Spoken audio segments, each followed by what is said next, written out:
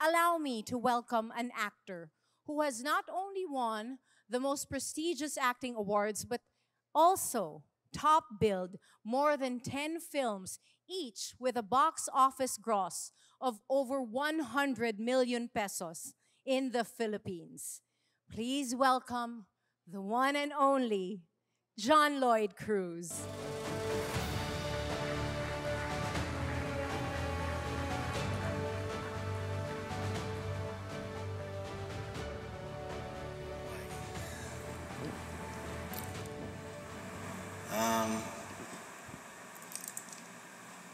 Lahat ng yun, gaya ng salitang struggle, gaya ng hindi lang naituro pero naipakita mo sa akin yung halaga ng hindi pagsuko, yung halaga ng pagtatrabaho, yung halaga ng pakikipagkapwa sa panahong hindi mo natiyak kung meron pa siyang natitirang halaga sa panahong medyo questionable na yung importansya ng moral, kabutihan, kung saan ang magmahal, ang magmalasakit, ang magpahalaga para sa iba ay kahinaan. Bihira yung katulad mo, konti na lang kayo natitira, kaya sa maliit na paraan kung paano kayo mabibigyan ng pagpapahalaga, sana makarating sa inyo, sana maramdaman nyo, sana walang salitang tumapat. Maraming salamat, love. Salamat dumating ka sa buhay ko. Salamat. Salamat tinulungan mo ako. Salamat. Salamat kinamadamot. Salamat sa pagkipagkapwa mo. Sa mga kagaya namin na taga-talisay na yung mga Romeo. Maraming salamat, love. Mabuhay ka. Salamat. Bayani ka ng sinima ng Pilipino, bayani ka ng panahon ito. Salamat sa mga oras na binahagi mo. Salamat sa mga... Hindi ako matatapos magpasalamat sa iyo, Direk. Today is your day, love. At araw din ito ng cinema. Maraming salamat sa lahat ng kabutihang dinulot mo, hindi lang sa akin, kundi sa lahat ng mga nakasalamuha mo. Direk, maraming salamat. Mula sa amin ni Elias, hindi ko alam kung sinubukan ko po, Direk. Pero tingin ko, yung tunay kong pasasalamat, hindi ko alam. Sana kung makarating sa inyo. Hindi man ngayon, sana, Direk, sa panahon na talagang mangyari sa inyo, Direk, na maramdaman niyo yung pasasalamat namin. Alam ko ayaw ni Direk to, yung mga gantong awarding. Pero Direk, malaki po yung madudulot na kabutihan tsaka pagtulong nung pag-reach out nyo dun sa mga unlikely na makaunawa nung sining na ginagawa nyo. Kung gaano ka hindi matutumbasan yung ginhawa na nadulot nyo dahil pwede pala yung ganong klaseng trabaho. Pwede pala yung ganong paghahayag na walang panghusga, walang grading system. Sabi nga ni Elias, I'm so bored with school, Dada. Sabi ng anak ko. Anyway, I give the floor to the one and the only, one of my heroes, Direk Love Diaz. Love Diaz, renowned filmmaker and writer, has been hailed as the ideological father of the new Philippine cinema by the Venice Film Festival, sheds light on the socio-political landscape of the Philippines, amplifying the voices of the people. Unang-una ko na-meet si Love, writer siya sa Balintataw. Doon nagkwentuhan kami, nakilala ko yung background niya, parehas kami Ilonggo. Tandang-tanda ko ang sabi niya sa akin, yung sabi ko nga, he introduced me into world cinema. Sabi niya, Tol, ang world cinema, hindi naman tayo Hollywood. Ang kailangan doon, to be local is to be foremost global. Ibig sabihin, gumawa ka ng kwento nyo na tungkol sa inyo, sa kultura nyo, tungkol sa totoong buhay nyo, kung saan kayo nanggagaling, your culture, your values, your ethics, your everything, or what's happening to your story. Tapos pinalabas mo yan sa ibang bansa, makikita nila na may kakaibang mundo. No? That was my eye-opener to world cinema. And then the most committed film that next in line with Love was Batang West Side. Lav Diaz's breakthrough in the global art house scene came with Batang West Side in 2001, a murder mystery that explored the American dream through his signature slow cinema style. So, yung space, ano ibig sabihin nun? Bibigyan kanya ng creative space kung paano mo lalahad yung ideya niya. And malawak yun eh. Sabi ko, meron siyang set of principles. Like for example, may mga nakikita na siya na katulad halimbawa, yung kanyang prinsipyo na halos di gumagalaw yung camera. Black and white siya. Environment eh.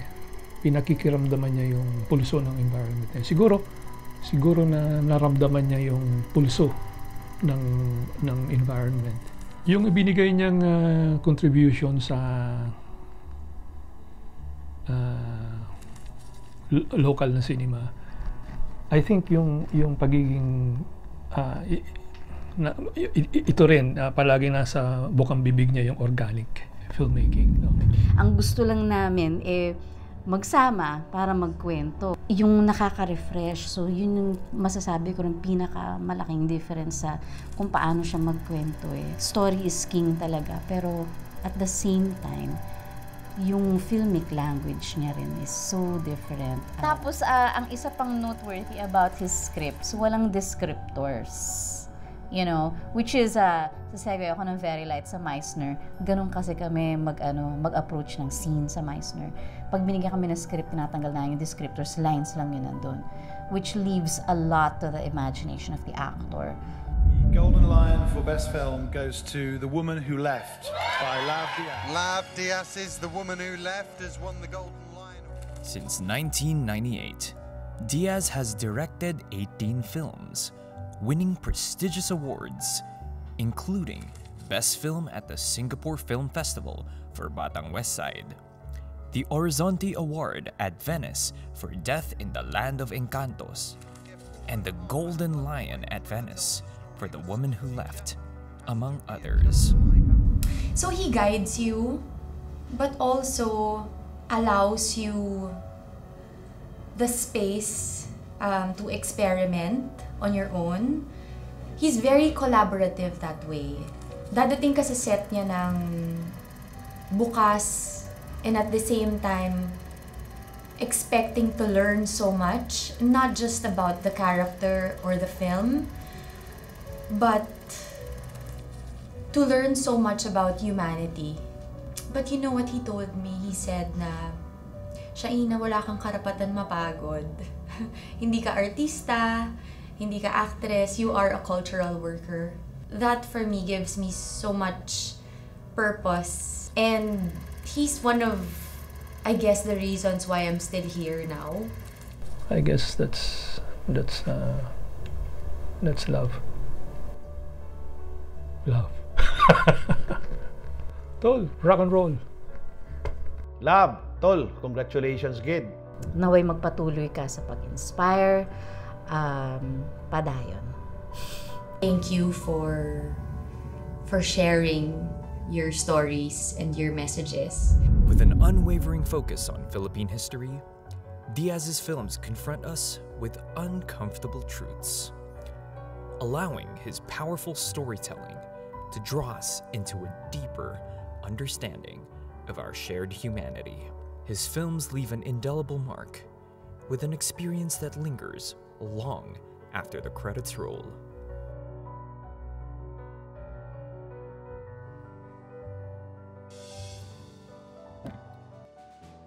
The 2025 Parangal ng Sining Lifetime Achievement Award is given to Lav Diaz.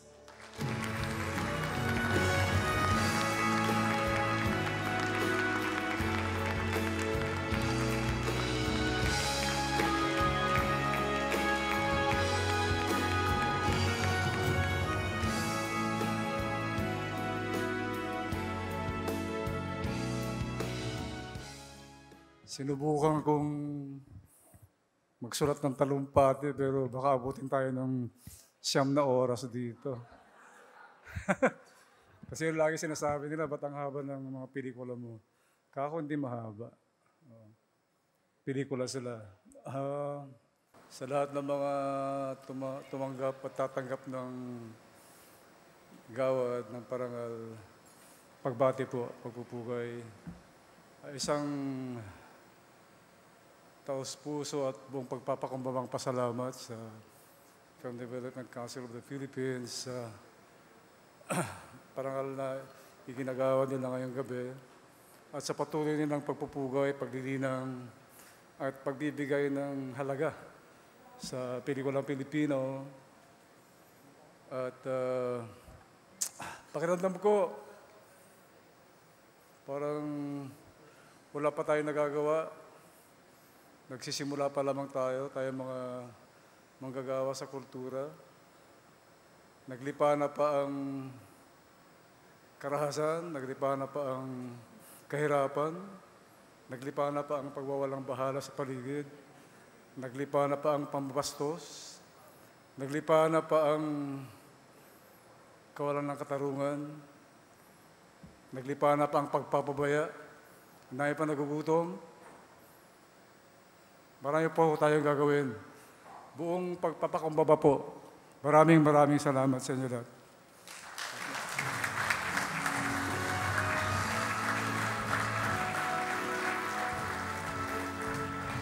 Muli po nating palakpakan, Direk Lav Diaz. Your films have elevated the Philippine movie industry to the global arena like no other. More power to you.